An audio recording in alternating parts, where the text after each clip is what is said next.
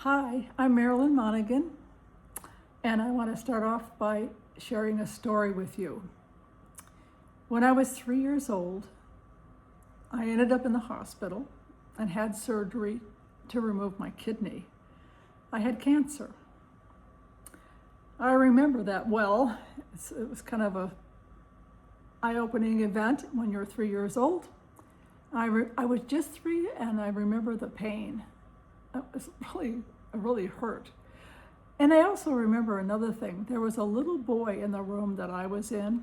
He was across the room from me, and he was in a crib. And we would talk. I don't know what we talked about because he was younger than me, but we were talking. And I knew that I was going home. I was told that I would be going home. But we were talking about that, and he says, "Oh, I'm going home." And I had this just knowing that he wasn't going home. I don't know if I was right or not, but I just had that feeling. And it's weird because that was like the first time I had any kind of concept of you're here on the planet for a time and then you're not. I don't know exactly how I thought about it, but I just didn't believe he was going home, but I was going to get to go home. And I was glad about that.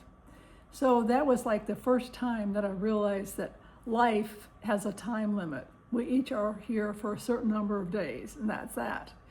Okay? And it shaped a little bit of how I see life. That event was quite earth-shattering, or something you could really remember from age 3. So I went home from the hospital, and about a month later, I had to go back because I needed to have radiation treatment. I went with my mom, and I remember being in this room, lying on this cold, hard table, and there was this machine that was coming down, and down. It was like real close to me. It was this big machine. And I remember looking back across the room. There was a door, and there was a window in it, and there was my mom, and she was looking through the window. And because I could see her, I wasn't scared. I felt safe. I knew I was going to be okay. So here I am 70 years later, more than 70 years later, and I am grateful for every single day. I'm glad that I'm still here. Every day is a gift, and every day has value. But that wasn't the end of the story of growing up. Several years later, when I was between the ages of 8 and 11, I went to approximately, I think about 7, maybe 8 funerals. They were family gatherings. Cousins, aunts and uncles. There were little kids, big people, older people, grandpas, aunts and uncles. There wasn't any of my parents, but anyhow, it was a lot of funerals and a lot of a more deep understanding that this thing called death, what it is, and that it's the end of life here on the planet. And if this was family gatherings that happened all around losing someone that we loved. So that's kind of a weird group of happenings growing up.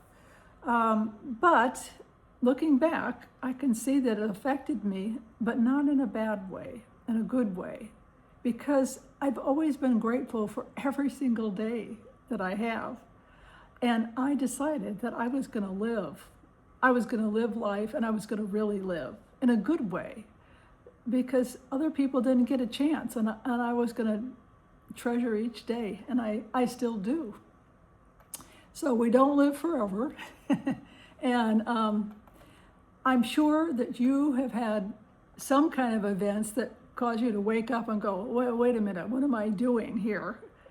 And maybe nothing as traumatic as some illness that sounds terrible or is terrible. It might not be that. It might be a relationship thing. It might be financial. It might be, sometimes it's not traumatic. It's just a change of season.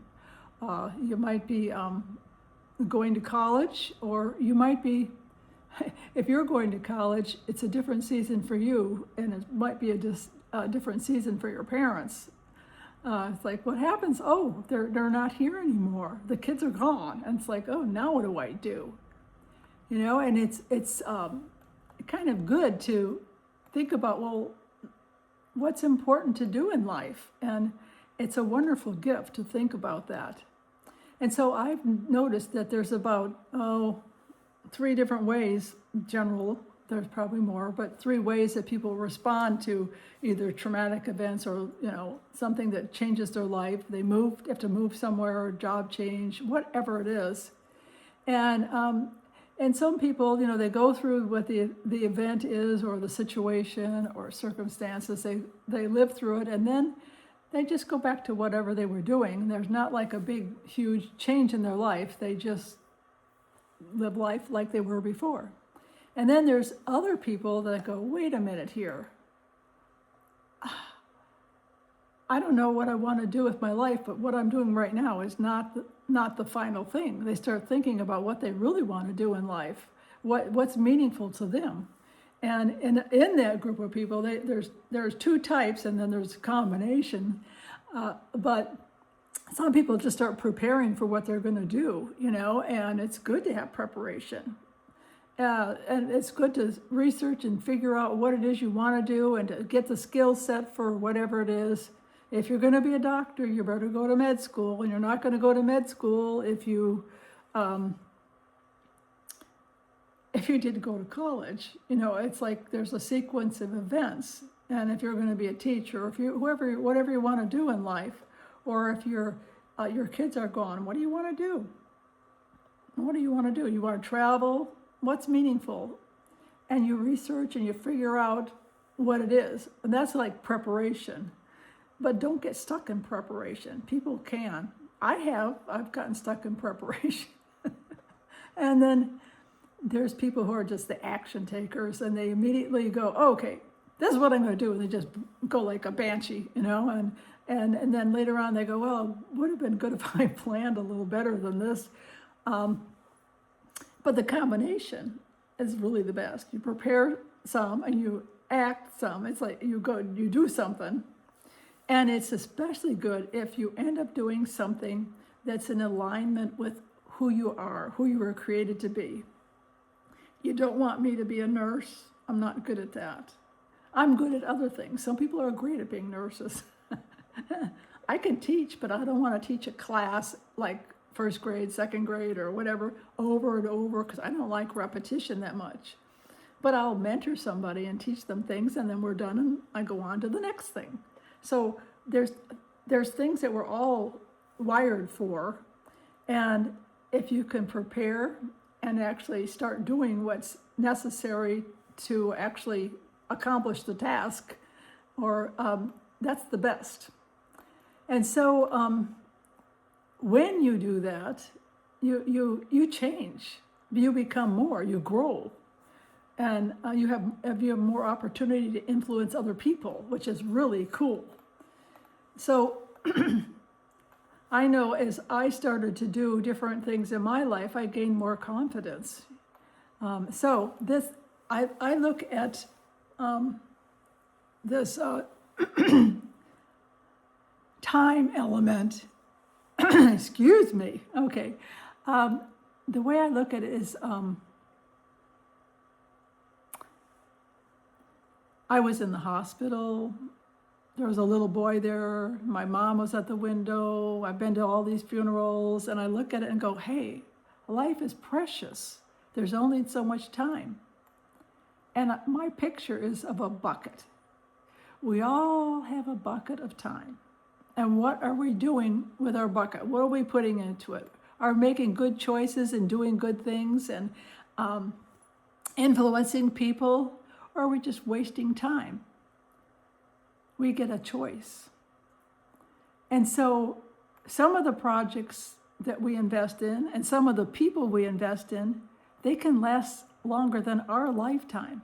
And that's called a legacy. And that's pretty amazing to think about. So there's a question that I come back to often. I ask myself, and so I want to ask you the same question I ask myself. So, what are you doing with your bucket of time? And life does have a time limit, and really thinking about that can change the way you live. So thanks for being here, and I hope you join me on this journey. See you later. Bye-bye.